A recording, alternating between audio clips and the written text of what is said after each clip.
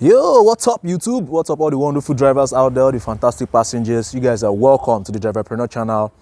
And in today's video, we'll be reviewing a particular vehicle. It's a Toyota brand. Let's review it and know if it is ride-share worthy, if you can buy such a car for you to venture into the ride-share industry. So stay tuned. This sound is dedicated to all the drivers that work 12 hours a day, 7 days a week. Oba, I see you. Lucky Admiralty, running all 9 shifts, sleeping on the traffic light. Nobody really see your pain. Alright, here we go. Again, another trip, long trip. Oh, this is... Yes, so behind me is a Toyota Sequoia 2003 V8 engine. You know, very massive piece of SUV. It's a massive piece of SUV. As you can see, the tires are well raised above the ground. You know, you won't be having any complaint about bad roads. Very highly raised above the ground. So recently, my dad got this car for around 700,000. Yeah, sometimes this kind of vehicle come cheap because of their, you know, they are low in demand. So you can get it quite cheap. So he got it for, my dad, as you all know, is also a driver. So he got it to like use for his business.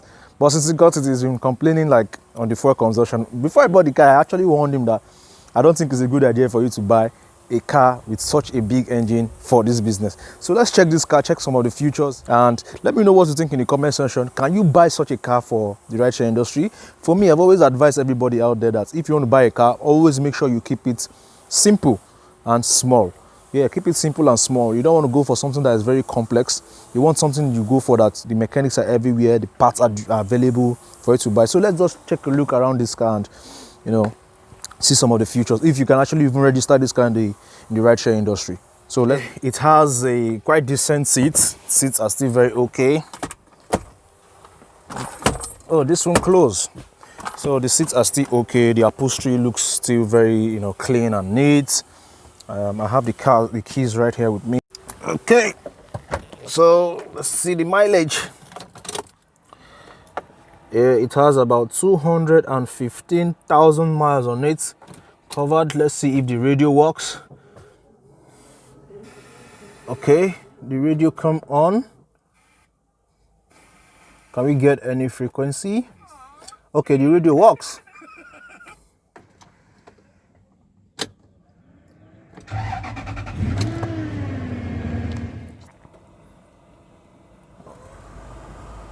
Oh, okay, the AC is working. And that's something about Toyotas. The Toyotas have very reliable air conditioning system. That's what I noticed.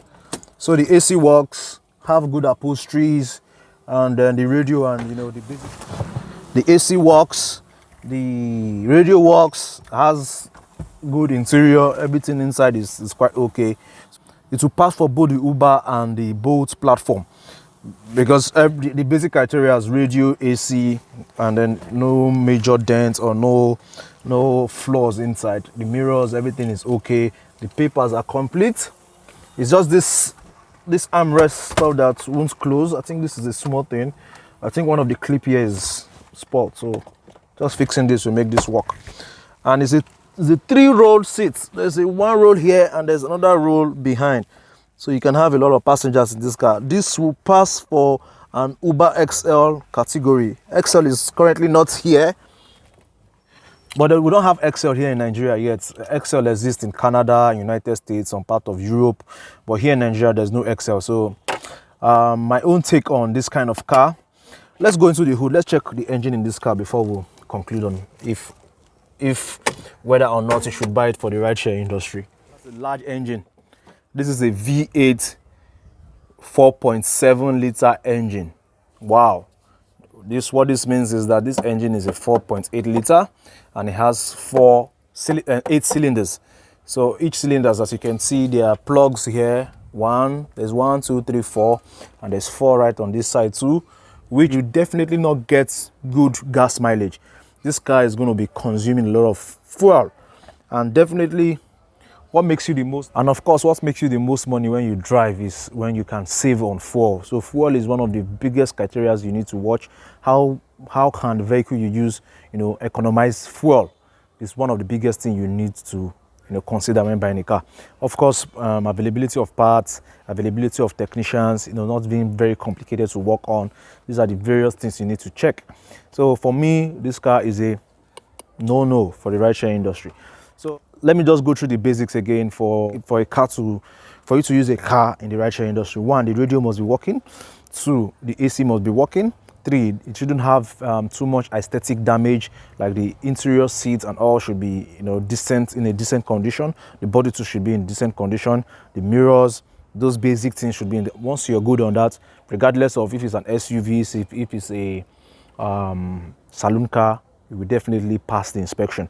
But for Uber don't accept wagons kind of vehicle, like there's this Mercedes-Benz wagon. There are other wagons, maybe Volvo wagon. They don't accept wagon. They only accept compact vehicle, like the Matrix hatchback, the Verso, and then other type of smaller compact vehicle. That is it for the Sequoia. I hope you wouldn't go and get a Sequoia for the rideshare industry. So let me know the kind of car you want to get for the industry. And yes, if you want to sign up to drive in any of the platforms, I always leave the link to the description to sign up to drive in the description of my videos. Check it out. There's Bolt, there's a link to sign up to drive with Bolt, and there's a link to sign up to drive with Uber. So I always leave it on my description so you can check it up and sign up to drive. So the final note of this video is that when you want to get a car, always make sure you keep it simple and small, and of course cheap, because you want to certainly get back what you've invested in the business in the shortest possible time. So guys, I hope you guys enjoyed this video. Give this video a thumbs up and remember to comment in the comment section below. And also, if you're new here, subscribe if you've not already. And yes, we are on 1,000 subscribers already. Man, you guys are showing me a lot of love. I really appreciate all your comments, all the likes and everything you do for me to keep coming out with content in this channel.